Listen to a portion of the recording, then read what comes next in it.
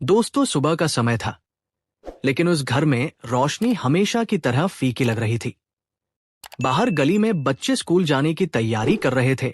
दूध वाला घंटी बजा रहा था और पास के मंदिर से आरती की आवाज आ रही थी। लेकिन उस 2 मंजिला मकान के भीतर एक अजीब सी चुप्पी पसरी हुई थी।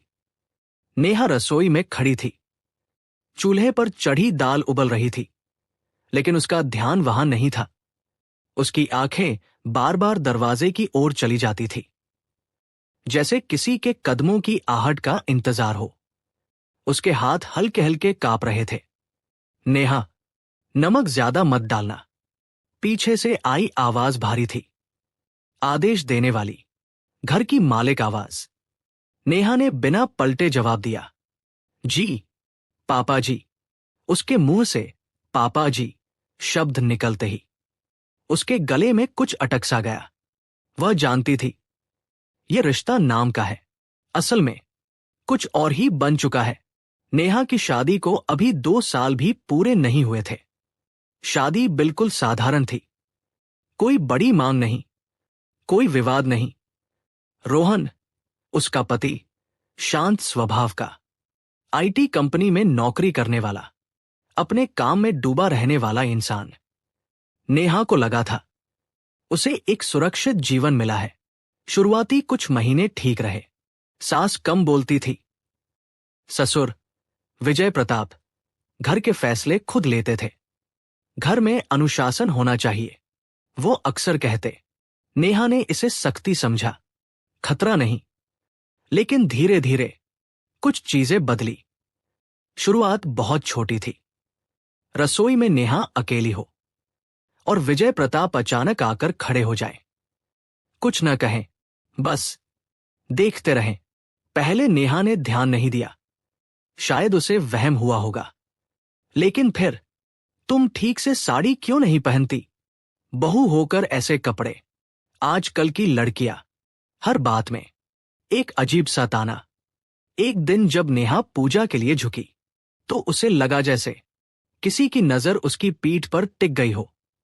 उसने सिर उठाया। विजय प्रताप वहीं खड़े थे। उनकी आंखों में कुछ ऐसा था जिसे नेहा नाम नहीं दे पाई, लेकिन उससे डर जरूर लगा। रोहन अक्सर देर से आता था। कभी प्रोजेक्ट, कभी क्लाइंट मीटिंग, कभी ऑफिस पार्टी। नेहा चाहती थी कि वो उससे बात करे, लेकिन कैसे? वो कहे भी तो क्या? तुम्हारे पापा मुझे अजीब तरह से देखते हैं। ये वाक्य उसके होठों तक आकर वापस चला जाता, क्योंकि उसे डर था, अगर वो गलत निकली तो। अगर रोहन ने कहा, तुम ज्यादा सोचती हो। उसने चुप रहना सीख लिया। एक शाम सास किसी रिश्तेदार के यहां गई थी। रोहन अभी ऑफिस में था। घर में सिर्फ नेहा और विजय प्रताप। नेहा जल्दी जल्दी रसोई का काम निपटा रही थी। तभी नेहा, आवाज पीछे से आई। वह चौंक गई। जी पापा जी, यहां आओ। नेहा का दिल तेज धड़कने लगा। वो ड्राइंग रूम में पहुंची। विजय प्रताप सोफे पर बैठे थे। बैठो, उन्होंने कहा। नेहा खड़ी ही रही। खड़ी क्यों हो? बहू हो, डरती हो क्या?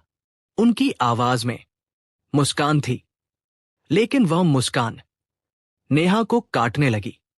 नहीं पापा जी, बस तुम्हें पता है। विजय प्रताप ने बात काटी। इस घर में सब कुछ मैं ही संभालता हूं। नेहा ने सिर झुका लिया। रोहन कुछ नहीं समझता। वो आगे बोले, लेकिन मुझे सब दिखता है। नेहा की सांसें भारी होने लगी। तुम समझदार लड़की हो। घर की इज्जत तुम्हारे हाथ में है। नेहा को लगा जैसे शब्द नहीं, जाल बुने जा रहे हों। उस रात नेहा सो नहीं पाई। रोहन बगल में गहरी नींद में था। वह छत की ओर देखती रही और सोचती रही, क्या मैं ही गलत समझ रही हूं, या कुछ सच में बहुत गलत है? अगले दिन वो मायके फोन करना चाहती थी, लेकिन मां की आवाज सुनते ही उसका गला भर आया। सब ठीक है ना? मां ने पूछा। नेहा ने झूठ बोला, हाँ मां, सब ठीक है। फोन काटते ही वो फूट फूट कर रोई। कुछ दिन बाद नेहा पूजा के लिए फूल चुन रही थी। विजय प्रताप भी वहीं आ गए। इतनी पूजा करती हो, उन्होंने कहा, लेकिन डरती बहुत हो। नेहा पीछे हटी। पापा जी, आप ऐसे मत। ऐसे कैसे? वो हंसे। मैं तो बस समझा रहा हूं। उनका हाथ नेहा के रास्ते में आ गया। नेहा का शरीर जड़ हो गया। वो भागकर अपने कमरे में चली गई। दरवाजा बंद किया। सांसें तेज थी। आंसू थम नहीं रहे थे। अब ये वहम नहीं था। उस रात रोहन ने पूछा, तुम ठीक तो हो? नेहा ने कहा, थक गई हूं। वह जानती थी, अगर आज नहीं बोली तो शायद कभी नहीं बोल पाएगी।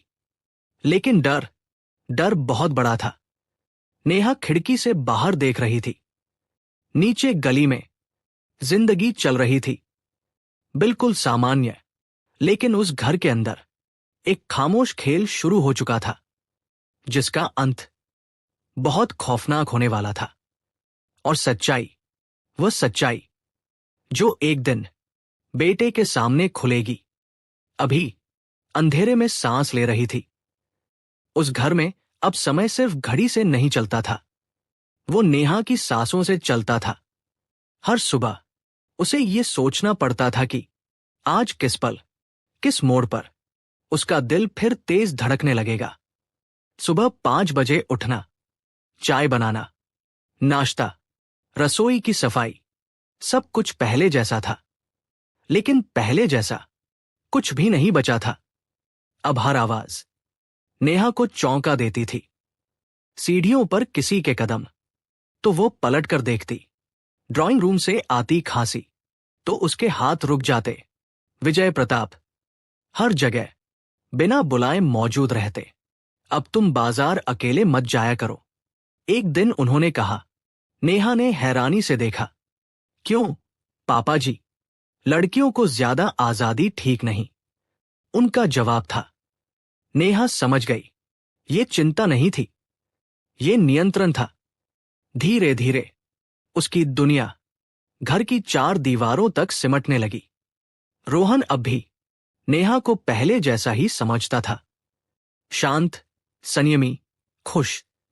वो देख ही नहीं पा रहा था कि उसकी पत्नी हर दिन थोड़ा थोड़ा टूट रही है। तुम ज्यादा चुप रहने लगी हो, एक रात रोहन ने कहा। नेहा ने मुस्कुराने की कोशिश की। काम ज्यादा है।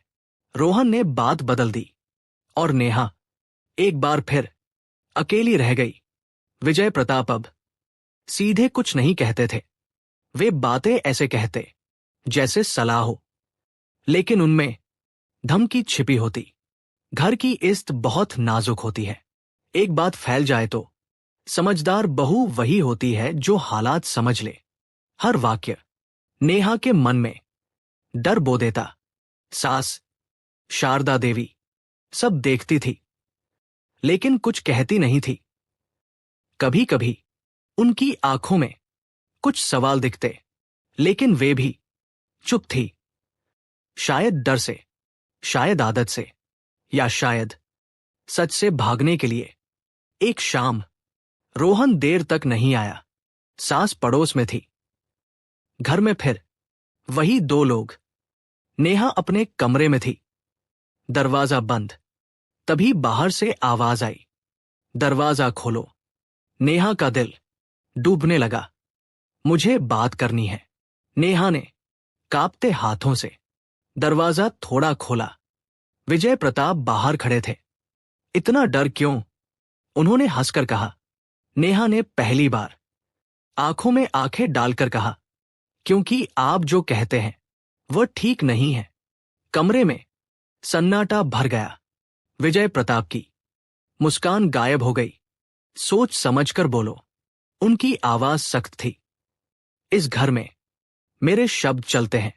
नेहा का गला सूख गया, लेकिन कहीं अंदर कुछ टूट चुका था।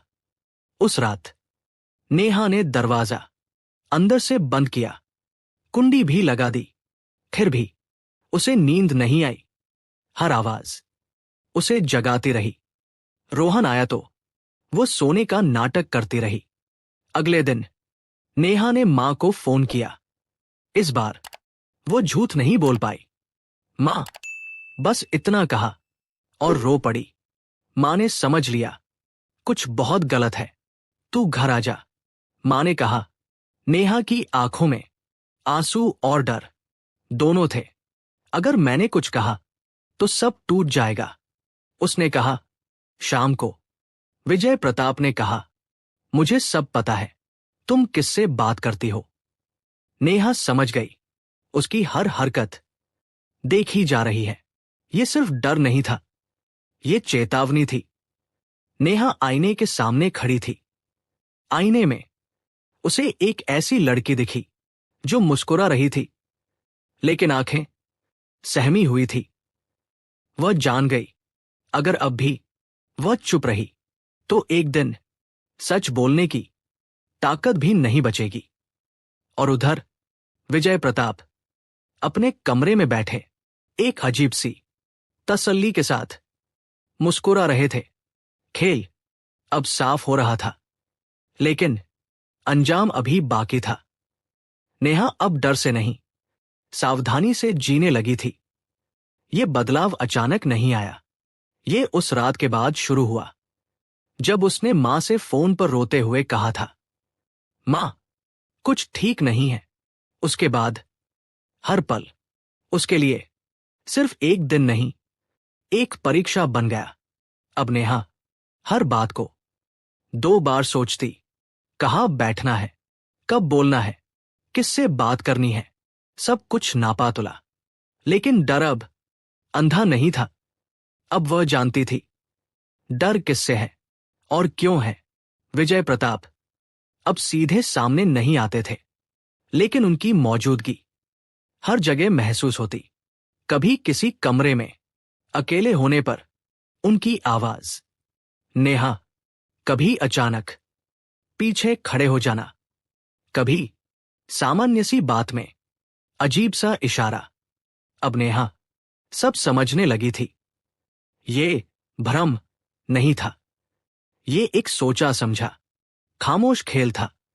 एक दिन नेहा अपने कमरे में अकेली बैठी थी, मोबाइल हाथ में था। उसने रिकॉर्डिंग का बटन दबाया, लेकिन फिर हाथ कांप गया। अगर ये मिल गया तो, अगर सब उल्टा पड़ गया तो। उसने रिकॉर्डिंग बंद कर दी। लेकिन उसी दिन उसने एक और फैसला लिया। वो अब हर बातचीत लिखेगी, डायरी में दिन, समय, शब्द। ये उसकी पहली चुप बगावत थी। शारदा देवी अब नेहा को ध्यान से देखने लगी थी। एक दिन रसोई में उन्होंने धीमे से पूछा, तू ठीक है ना? नेहा ने पहली बार उनकी आंखों में देखा। वहां डर था और पछतावा भी। नेहा कुछ नहीं बोली, लेकिन उस दिन शारदा देवी ने रसोई का दरवाजा खुला रखना शुरू कर दिया। छोटी बात थी, लेकिन नेहा समझ गई, वो अकेली नहीं थी। रोहन अब भी सबसे दूर था। ऑफिस, फोन कॉल, मीटिंग, उसका ध्यान घर से बाहर था। एक रात नेहा ने हिम्मत की, रोहन, क्या तुम्हें कभी लगता है कि इस घर में कुछ ठीक नहीं? रोहन हंसा, तुम ज्यादा सोचती हो। पापा पुराने ख्यालों के हैं। बस बस वो शब्द नेहा के अंदर कुछ तोड़ गया। एक दोपहर सास बाहर थी। रोहन ऑफिस में नेहा कपड़े तह कर रही थी। तभी पीछे से आवाज, तुम बहुत समझदार बन रही हो। नेहा ने पलट कर देखा। विजय प्रताप दरवाजे के पास खड़े थे। डायरी लिखना, मोबाइल संभालना, सब दिखता है। उन्होंने कहा। नेहा का दिल धक से रह गया। मैं गलत नहीं हूं, उसने पहली बार स्पष्ट शब्दों में कहा। विजय प्रताप एक पल चुप रहे, फिर बोले, गलत और सही मैं तय करता हूं। उस दिन उनकी आवाज में धमकी साफ थी, उस शाम नेहा ने अपनी डायरी अलमारी के पीछे छुपा दी। मोबाइल में पासवर्ड बदला। हर कदम अब सोच समझकर वह जान गई थी, अब खेल खतरनाक हो चुका है। नेहा ने अपने भाई अमित को मैसेज किया, अगर कभी मैं अचानक घर आ जाऊं तो सवाल मत करना। अमित ने बस इतना लिखा, तू अकेली नहीं है। उस एक लाइन ने नेहा को थोड़ी ताकत दी। एक रात शारदा देवी नेहा के कमरे में आई, दरवाजा बंद किया। मैं सब जानती हूं, उन्होंने कहा। नेहा की आंखों से आंसू बह निकले। मैं डर गई थी, सास बोली, लेकिन अब डर काफी हो चुका है। नेहा ने पहली बार खुलकर रोया। दो औरतें एक ही घर में एक ही डर से जुड़ी हुई। विजय प्रताप अब और सतर्क थे। वे जानते थे कुछ बदल रहा है। नेहा जानती थी सच्चाई अब ज्यादा देर छुप नहीं सकती। लेकिन सवाल यह था, कब और किसके सामने? उस रात नेहा ने डायरी का आखिरी पन्ना लिखा, अगर मैं चुप रही तो मैं भी दोषी बन जाऊंगी। खिड़की के बाहर बादल घिर रहे थे, किसी बड़े तूफान की तरह।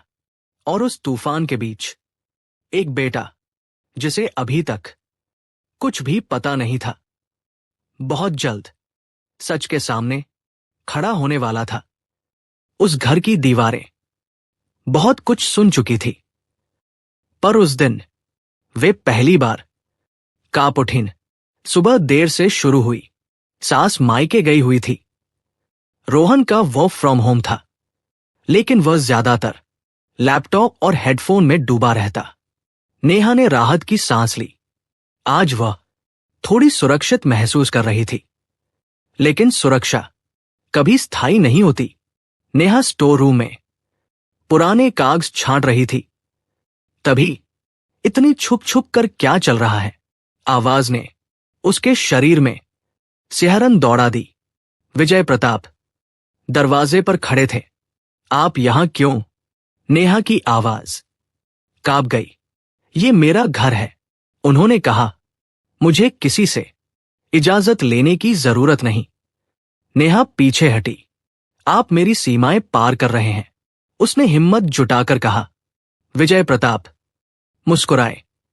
सीमाएं, ये शब्द तुमने बहुत देर से सीखा है। आप जो कर रहे हैं वो गलत है, नेहा ने कहा। गलत? उनकी आवाज सख्त हो गई। अगर मैंने कुछ कहा तो तुम्हारी इज्जत सब खत्म। नेहा के अंदर कुछ टूट गया। इज्जत का डर दिखाकर गलत को सही नहीं बनाया जा सकता, उसने कहा। यह पहली बार था जब नेहा डरी नहीं। उसी पल लैपटॉप बंद होने की आवाज आई।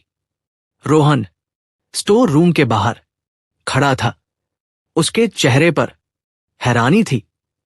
यहां क्या हो रहा है? उसने पूछा। कमरे में एकदम सन्नाटा छा गया। विजय प्रताप तुरंत संभल गए। कुछ नहीं, उन्होंने कहा। तुम्हारी पत्नी बहुत बदतमीज होती जा रही है। रोहन ने नेहा की ओर देखा। उसकी आंखें लाल थी, हाथ कांप रहे थे। नेहा? उसने पूछा। नेहा कुछ नहीं बोली, लेकिन वह अब रो भी नहीं रही थी। रोहन को कुछ अजीब लगा। उसने पहली बार अपने पिता की आवाज में वो सख्ती सुनी जो उसे डराने वाली लगी। पापा, रोहन ने कहा, आप बाहर जाइए। विजय प्रताप चौंक गए। एक पल के लिए उनकी आंखों में गुस्सा चमका, फिर वे चुपचाप बाहर चले गए। दरवाजा बंद हुआ। रोहन ने धीमी आवाज में पूछा, नेहा, क्या कुछ है जो मुझे पता होना चाहिए? नेहा की सांस रुक गई। ये वही पल था जिससे वह डरती थी, और यही वह पल था जिसकी उसे जरूरत थी। अगर मैं आज भी चुप रही नेहा ने कहा, तो मैं खुद को माफ नहीं कर पाऊंगी। उसने अलमारी खोली, डायरी निकाली, रोहन के हाथ में थमा दी। इसे पढ़ो, उसने कहा, फिर मुझसे कुछ पूछना। रोहन एक एक पन्ना पढ़ता गया। उसका चेहरा पीला पड़ता गया। तारीखें, समय, शब्द, ये कोई कहानी नहीं थी। ये उसकी पत्नी की खामोश चीखें थी। ये सब सच है? रोहन ने पूछा। नेहा ने सिर हिलाया। मैंने कभी तुमसे झूठ नहीं बोला, उसने कहा। रोहन की आंखों में गुस्सा था, दर्द था और शर्म भी। रोहन ने ड्राइंग रूम में अपने पिता को बुलाया। पापा, उसने कहा, मुझे आपसे बात करनी है। विजय प्रताप शांत दिखने की कोशिश कर रहे थे। तुम्हारी पत्नी झूठ बोल रही है, उन्होंने कहा। रोहन ने डायरी टेबल पर रख दी। ये झूठ नहीं है। उसकी आवाज कांप रही थी। पहली बार एक बेटा अपने पिता से नजर मिला पा रहा था। विजय प्रताप चुप हो गए। उनकी चुप्पी बहुत कुछ कह रही थी। आपने इस घर की इज्जत खुद तोड़ी है, रोहन ने कहा। वो शब्द घर की दीवारों से टकराकर गूंजने लगे। उस रात कोई नहीं सोया। घर दो हिस्सों में बंट चुका था। एक तरफ सच था, दूसरी तरफ पुरानी सत्ता, और बीच में एक बेटा जो अब आंखें बंद करके जी नहीं सकता था। सच सामने आ चुका था। अब सवाल ये नहीं था कि क्या हुआ, सवाल ये था कि अब क्या होगा। सुबह होने से पहले उस घर में बहुत कुछ बदल चुका था। रात भर कोई सोया नहीं था। नेहा अपने कमरे में खिड़की के पास बैठी रही। रोहन ड्राइंग रूम में टहलता रहा और विजय प्रताप अपने कमरे में बिल्कुल चुप। वह चुप्पी सबसे भारी थी। सूरज निकला, लेकिन घर में रोशनी नहीं आई। रोहन ने सबसे पहले चाय बनाई। ये पहली बार था जब उसने ये काम किया। उसने कप नेहा के सामने रखा। आज, उसने कहा, अब कुछ भी पहले जैसा नहीं रहेगा। नेहा ने उसकी तरफ देखा। उसकी आंखों में डर नहीं था, बस थकान थी। शारदा देवी दोपहर तक लौट आई। घर का माहौल देखते ही वे समझ गई, तूफान आ चुका है। क्या हुआ, उन्होंने पूछा। रोहन ने डायरी उनके हाथ में दी। पढ़ते पढ़ते उनकी उंगलियां कांपने लगी। मैंने गलती की, वे फूट पड़ी। मैंने पहले ही कुछ बोलना चाहिए था, लेकिन अब माफी काफी नहीं थी। शाम को विजय प्रताप खुद बाहर आए। उनका चेहरा सख्त था। ये घर मेरे नाम है, उन्होंने कहा। तुम दोनों मेरे खिलाफ नहीं जा सकते। ये धमकी थी। अगर ये बात बाहर गई, उन्होंने कहा, तो बदनामी तुम दोनों की होगी। नेहा ने धीरे से कहा, बदनामी गलत की होती है, सच बोलने की नहीं। कमरे में सन्नाटा छा गया। रोहन की आवाज पहली बार ऊंची हुई। आप मेरे पिता हैं, उसने कहा, लेकिन आप मेरी पत्नी के अपराधी भी हैं। वो वाक्य विजय प्रताप को सीधा लगा। तुमने मुझे चुनने की जगह उसे चुना, उन्होंने पूछा। रोहन की आंखों से आंसू गिर पड़े। नहीं, उसने कहा, मैंने सच को चुना है। अगले दिन पड़ोस में खबर फैलने लगी। कोई पूरा सच नहीं जानता था, बस इतना कि घर में बड़ा झगड़ा है। कोई नेहा को दोष देता, कोई चुप रहता। समाज हमेशा बीच का सच नहीं देखता। रोहन नेहा को लेकर वकील के पास गया। नेहा डर रही थी। अगर सब बिखर गया तो? उसने पूछा। रोहन ने उसका हाथ पकड़ा। बिखरना, गलत के साथ रहना नहीं होता, उसने कहा। वकील ने डायरी देखी। ये काफी है, उसने कहा। और आपकी गवाही। नेहा की सांस थोड़ी हल्की हुई।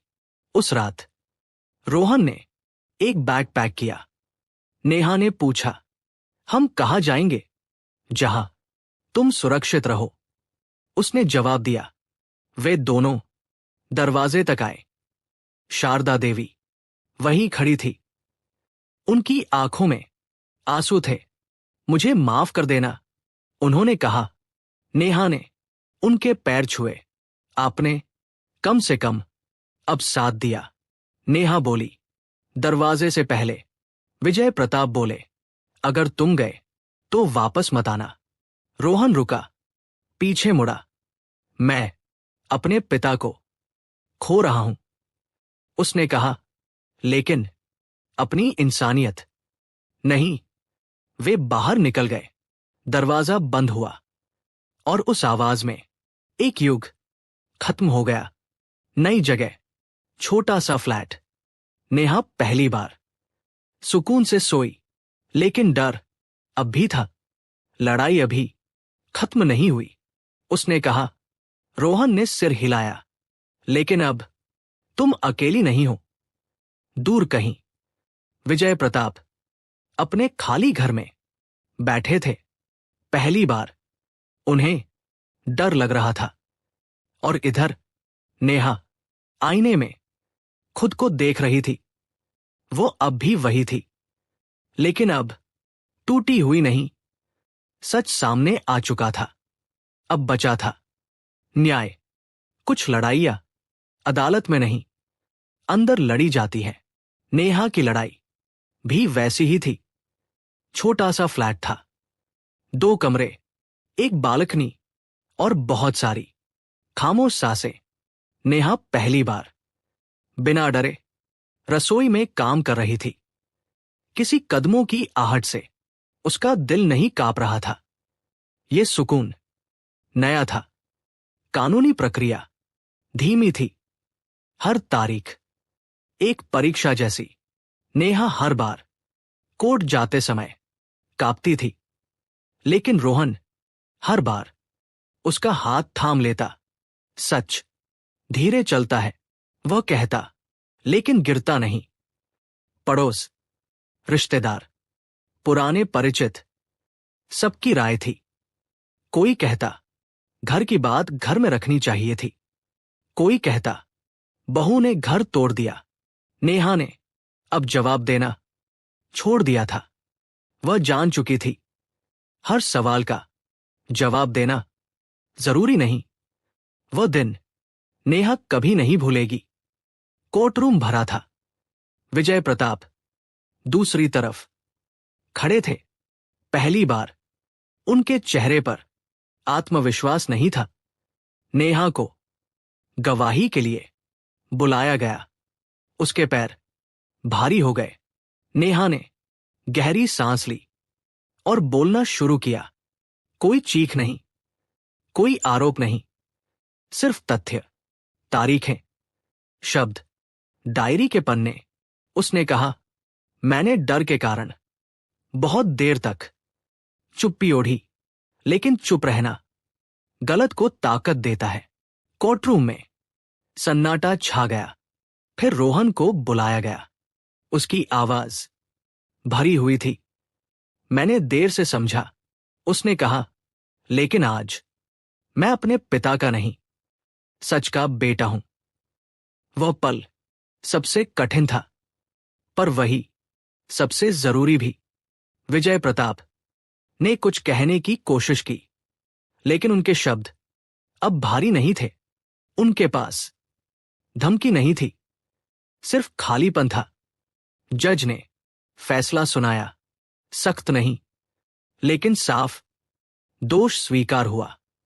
नेहा को सुरक्षा और सम्मान मिला, और सबसे अहम, सच को कानूनी मान्यता मिली। नेहा की आंखों से आंसू गिरे, लेकिन इस बार दर्द के नहीं थे। कोर्ट से बाहर निकलते समय नेहा ने आसमान की ओर देखा। उसे लगा जैसे वर्षों बाद वो सांस ले पा रही हो। रोहन ने पूछा, कैसा लग रहा है? नेहा मुस्कुराई। हल्का, उसने कहा। कुछ महीने बाद नेहा ने एक सामाजिक संस्था में काम शुरू किया। वहां और भी औरतें थीं, जिनकी कहानियां उससे मिलती जुलती थी। नेहा अब सिर्फ पीड़ित नहीं थी, वो सहारा बन चुकी थी। कभी कभी नेहा को वह पुराना घर याद आता, लेकिन अब डर के साथ नहीं, बस एक सबक की तरह। एक शाम बालकनी में नेहा और रोहन चाय पी रहे थे। सूरज ढल रहा था। अगर उस दिन तुमने मेरा साथ न दिया होता, नेहा ने कहा। रोहन ने बात काट दी। अगर उस दिन तुमने सच न बोला होता, तो मैं भी गलत के साथ खड़ा होता। दोनों चुप हो गए, लेकिन वह चुप्पी अब बोझ नहीं थी। ये कहानी ससुर की नहीं है, ये कहानी एक औरत की है जो डरी, गिरी, लेकिन चुप नहीं रही। और एक बेटे की जिसने रिश्तों से पहले इंसानियत चुनी, क्योंकि सच देर से जीतता है पर हारता कभी नहीं। कहानी यहीं समाप्त होती है। दोस्तों, अगर आपको ये कहानी पसंद आई हो तो वीडियो को लाइक और चैनल को सब्सक्राइब जरूर करें और बेल वाला आइकन को दबाना न भूलें। कमेंट में अपने शहर का नाम लिखें। अपने और दोस्तों के साथ शेयर जरूर करें। आपकी एक छोटी सी सपोर्ट ही ऐसी कहानियां लाने की ताकत देती है। जय हिंद, जय भारत।